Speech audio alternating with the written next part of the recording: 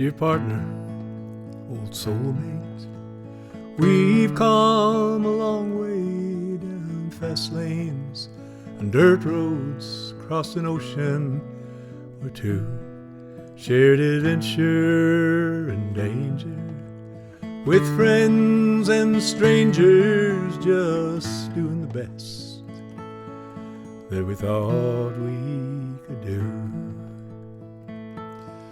There's more lines on my face than I've left for the ladies, more no's than ever were yeses or maybes. More time I wondered, where do I belong? My boots have worn out before I could die with them on. Thought we'd go out in a great ball of fire, get shot or arrested, fooling with desire. Thought we'd be gone when the piper came round, before life filled us up and started slowing us down. Welcome to Songs and Stories from Home. You've just heard the first verse and the chorus of Dear Partner, a song I wrote more than 35 years ago for my friend and longtime songmate Mike McCoy. And before the coronavirus changed everything, our plan was to record a bunch of new songs and share them in the fall of 2020 as a way of celebrating 55 years of friendship, as well as the 25 years since a dark night in McCoy's life made us even closer and helped bring us to this day. Recording the new songs will have to wait, replaced for the moment by a series of letters I'm writing to him and sharing with you, called Dear Partner. Dear Partner, who would have thought or could have imagined in the fall of 1965 that two kids, one from Spokane and the other from Sumner, with football scholarships to the University of Washington, could today, at least figuratively, be sitting on that park bench that Paul Simon wrote about all those years ago, thinking indeed how terribly strange it is to be 70, or in our case, in our 70s. I'm happy to say there's still too much to look forward to spend much time on that park bench. And I'm delighted that despite some health scares and setbacks, the chorus of one of the songs we sang 5 years ago to celebrate 50 years of friendship still holds. Our best day may be tomorrow, our best song yet to be sung, our best story still unwritten, finest moment still to come, the best adventure out there waiting, best discovery still unfound, the greatest time we've had together, who knows? It might be now. Thinking about our relationship, I was thinking back to who we were all those years ago. One of those laugh until you cry memories, and then I thought of all the things I've learned since then.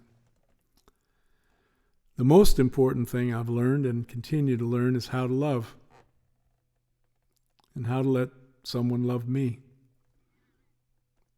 even the broken places, especially the broken places. I've learned that having faith in something is essential, that while hope may be optional, despair destroys. I've learned the importance of offering and receiving grace, to be forgiven and to forgive. The person hardest to forgive? Myself. I learned that what we do is important, but not as important as who we are. And while I've heard and believe we are as sick as our secrets, I've learned we can be as healthy as the stories we share and the songs we sing together. I learned the beauty of joy, the power of patience, the gifts that come with gratitude, and the satisfaction that accompanies grit. For a long time, I was unaware of the fear I was living in.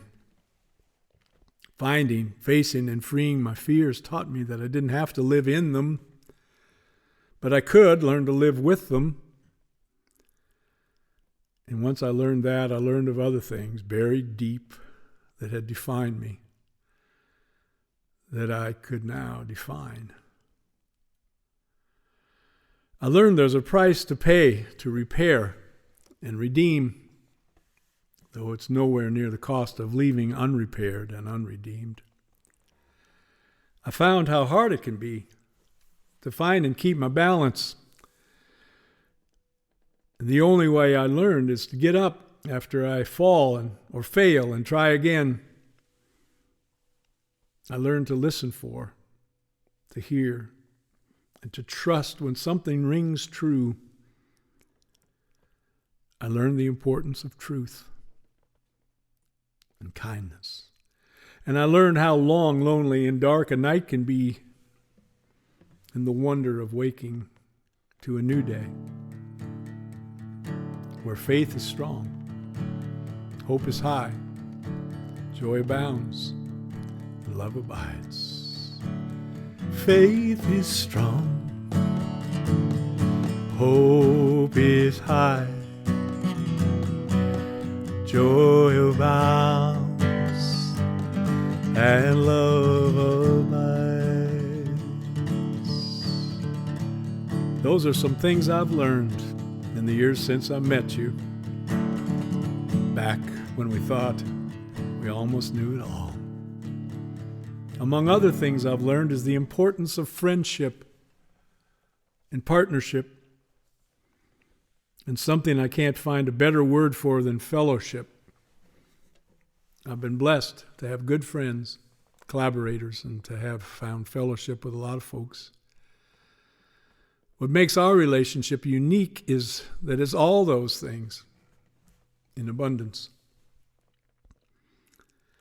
The next Dear Partner letter will talk about how on a Monday after Thanksgiving, 25 years ago, you found your way out of the darkness and into the light.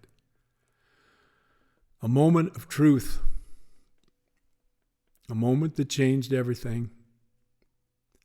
A moment when you needed someone and trusted me to be there.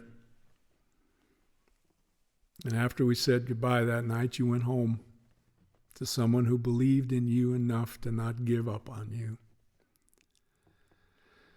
And then somehow it dawned on you that by God, you were loved.